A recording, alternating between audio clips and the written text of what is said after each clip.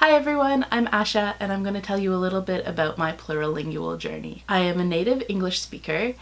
Je parle français en spreek een beetje Nederlands. I was born into a family where English was the primary language, so I began learning English basically as soon as I was born.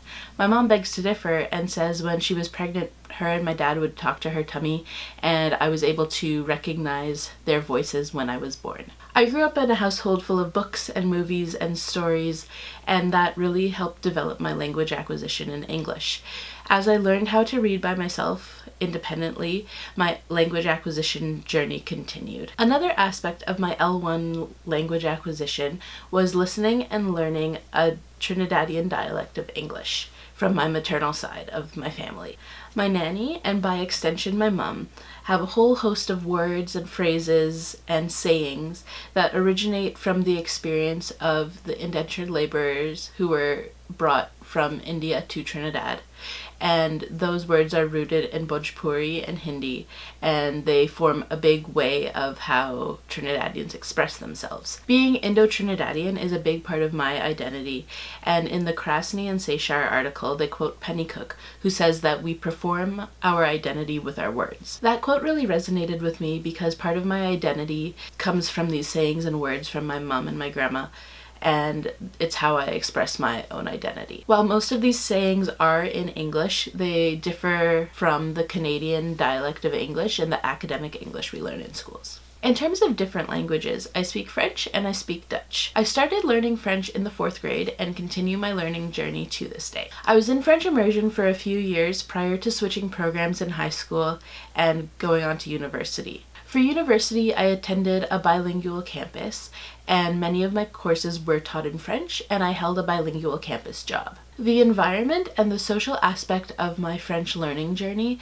tie back to the social interactions and Vygotsky's theory of scaffolding. Also, I didn't start learning French from scratch in grade 4. Being Canadian and being part of a text-rich environment, and as an avid reader, I used to love reading all the packages in both English and French. I would sound out the words, and I would play a fun game where I would try and match the French words to the English words. I felt most successful learning French when I was in French immersion, because our teachers created an environment where there was a large amount of scaffolding. We were able to learn the language efficiently and effectively. As I switched programs going into high school, I found my biggest challenge with language learning the ability to practice my French. After my first year of university, I participated in the Explore program, where I went to live in a town called Chicoutimi in Quebec, and I lived with a host family for 5 weeks. I felt that my language skills significantly improved in a very short period of time. I found that the social interaction aspect of language learning helped me succeed the most. Another key part of my language learning journey also started in grade 4. I began singing with the Toronto Children's Chorus at age 9, and I was with the choir for 7 years, so until the end of grade 10. In choir, we sang in languages from all around the world. We sang in English and French, we sang in German, Latin, Portuguese, Haudenosaunee, Maori, and the list goes on and on. To support our pronunciation in these various languages we were singing, we learned the International Phonetic Alphabet. And these skills helped me apply my knowledge to various language families and throughout my language learning journey. Vogel and Garcia described the idea of a language repertoire, and being able to sing in these various different languages and adding the knowledge of the International Phonetic Alphabet to that really expanded my own personal language repertoire. And that brings me to 2015, where I had the opportunity to do a university exchange program to the Netherlands.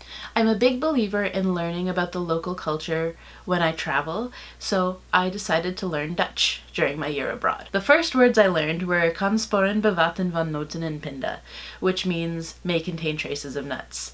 Those were essential words for me because I have a very severe nut allergy. My learning continued during orientation week when my Dutch friends taught me important Dutch words such as kaas, bier, and fiets. It wasn't until second term that I got to take a Dutch language course, and that's when my language learning skills came to the forefront. I felt very successful learning Dutch, and I attribute that success to the fact that I had been learning French for about 10 years by that point and had a strong understanding about how to learn a new language. Building on those skills, I also had an extensive amount of experience singing in German, so my pronunciation was supported by that. Now, if you tell a Dutch or a German person that you learned Dutch because you had a good knowledge of German, you might cause some fights. But since we're talking about language acquisition, I can tie this knowledge back into the idea that Vogel and Garcia share about language repertoire. I was using my language repertoire to develop my Dutch language acquisition. One thing I struggled with while learning Dutch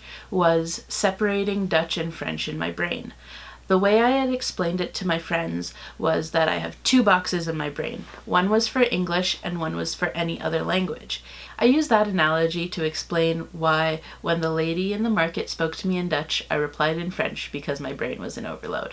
I now understand that there is one language box in our brain, and that is our whole language repertoire. Based on my language learning journey, I can definitely empathize with ELL students because of my own language learning journey in the classroom. I fully understand the frustration that comes with having the ideas in your head and not being able to express yourself in the language of the classroom. I will encourage my students not to worry about perfection and focus on confidence and encourage making mistakes. Vogel and Garcia's concepts of language repertoire and additive bilingualism are something that I believe fits with my teaching philosophy. Both of these theories are an asset-based approach to language acquisition. I also think of the quote from Krasny and Seychar that describe Canadian cities to be very multicultural, but also to be linguistic graveyards. I hope that my students will be able to practice their home language as well as develop their English language skills. I will encourage plurilingualism and translanguaging in my classroom because I do not want my students to feel ashamed of their identity or their language skills, and I also want them to be able to learn in a way that suits their learning needs. Cummins and Early explain that getting to know your students will help you explaining instructional tasks. I think that it will also help students to feel safe in their new environment when they know that other people want to know about where they come from, their histories, and their identities.